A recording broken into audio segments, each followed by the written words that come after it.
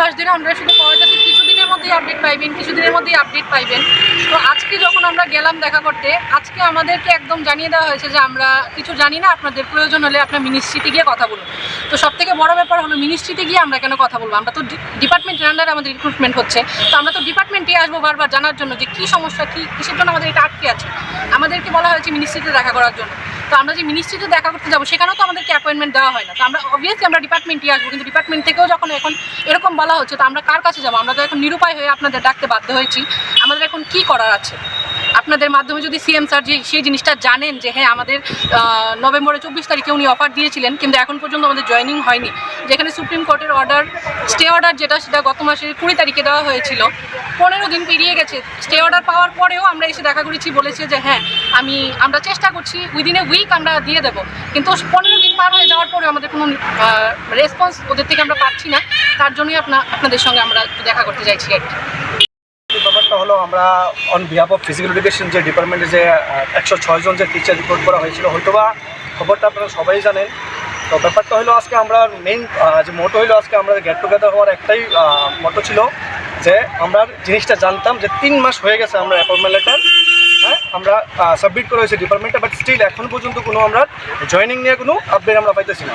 আমরা দপ্তর তরফ থেকে আমরা বারবার আমরার মধ্যে বিগত 3 মাস ধরে কন্টিনিউয়াসলি তাদের কাছে আমরা পাইতেছি যে আমরা জানতাম যে কবে আমরা জয়েনিং দেবো, বাট স্টিল আমরা কোনো আপডেট পাই না। তারা একটাই কথা কয় যে পজিটিভ আছে, অ্যাপ্রুভাল দরকার, হেড থেকে অ্যাপ্রুভাল দরকার, হেড থেকে অ্যাপ্রুভাল, স্টিল এখনও পর্যন্ত আমরা কোনো উত্তর পাইতেছি না যে জিনিসটার লেগে আমরা আইসি।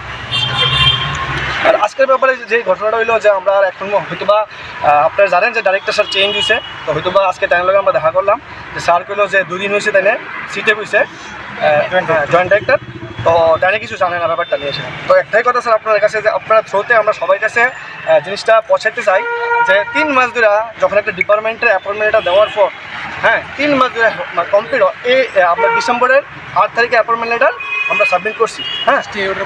বাট ওইটাই এখন ব্যাপারটা হলো যে আপনারা সবাই জানেন যে আমরা হাইকোর্টের একটা যে রাইড আসছিল যে স্টে অর্ডার ছাড়া দিতে পারতো না। এখন সুপ্রিম কোর্টের যখন স্টে অর্ডার আসছে হওয়ার পরও তারা জানি না কোন জায়গায় কী প্রবলেম হয়ে রয়েছে, বাট ওইটাই আমরা প্রবলেম যে আপনার শ্রোতা আমরা সবার কাছে একটা নিউজ পৌঁছাতে চাই যে কবে আমার কাছে ওই নিউজটা আইব বা ওই আপডেটটা আইব যে আমরা জয়েনিংয়ের ব্যাপারটা নিয়েছিলাম আমরা জয়েন করতে পারবো।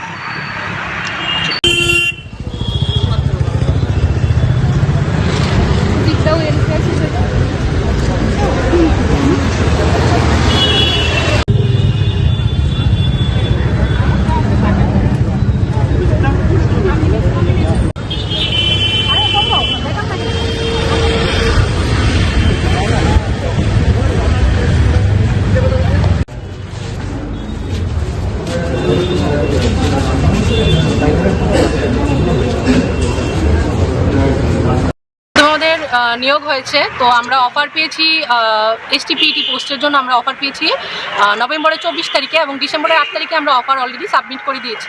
তো অফার যে সাবমিট করেছি 3 মাস হয়ে গেছে। অ্যাকচুয়ালি আমরা সবাই তো 106 জন ক্যান্ডিডেট, আমরা সবাই প্রাইভেট স্কুলে জব করি, তো জব করতাম অ্যাকচুয়ালি। তো আমাদের তো নোটিশ দিতে হয় প্রাইভেট স্কুলে, 1 মাস আগেই নোটিশ দিতে হয় স্কুল ছাড়ার আগে। আমরা তো সম্ভবত সবাই ভেবেছিলাম যে উইদিন 15 ডেজ অর 1 মান্থ আমাদেরকে জয়েনিং দিয়ে দেওয়া হবে। আমরা সবাই চাকরি ছেড়ে দিয়ে প্রাইভেট স্কুলে যেখানেই ছিলাম চাকরি ছেড়ে দিয়ে আমরা সবাই এখন ঘরে বসে আছি। আমরা এখন বেকার অবস্থায় বসে আছি। আমাদের এখন কি করণীয়? আপনারা টোটাল কতজন? 106 জন ক্যান্ডিডেট।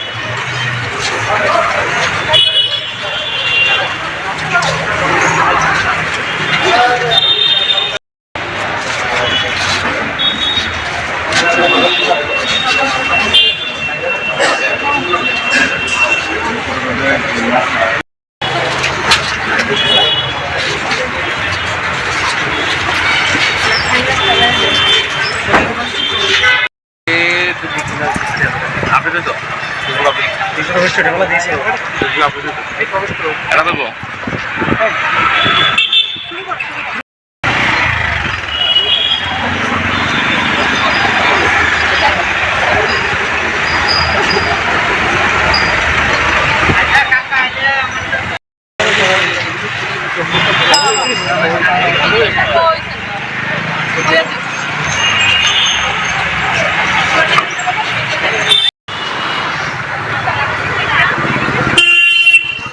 করাতে না তারা লাগবে না